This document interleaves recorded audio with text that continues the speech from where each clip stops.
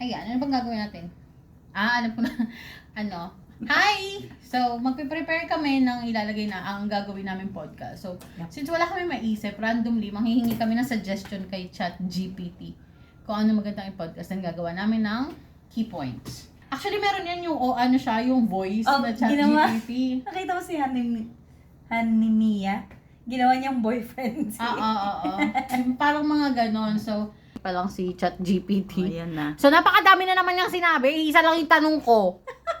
Minsan nakakapikon to si ChatGPT eh. Isa lang yung tanong mo, ang dami. Pero ito yung pwedeng maging points natin. So, siguro pili tayo. Introduction to the host and podcast. Welcome. Get to know your host. Content. Introduce yourself. Why you started the podcast and what reason. Siguro ito uunahin namin yung introduction since first siya. Sige. Then, ito na yung magiging pointers namin sa mga susunod. So, meron na kami agad 10 na episode na naka-prepare. Pero, sige, tingnan natin. Gamitin muna natin yung first. So, yan. Diba? So, yan. Magpe-prepare na kami. Sound check. May ba sound check? Magsa-sound check kami para mas kulob yung voice. Gagamitin yung headset. Ganyan. So, doon sa mga hindi nakakaalam,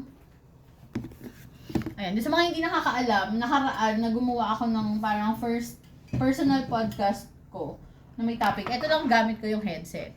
And tapos parang na-realize namin na maganda yung tunog niya. So, we will try to use this na either nakalapag lang dito, parang mic na namin siyang dalawa.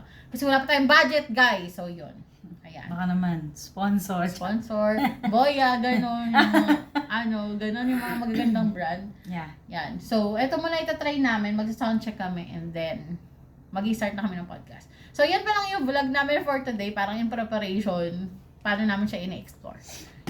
Okay, abangan. Bye! Bye-bye. Natin. Mic, 1, 2, 1, 2. Check lang namin kung gagana siya. Ito yung nakikita nyo. 1, 2. Sobrang low budget ko. Yung ginagamit lang sa work, yun lang din.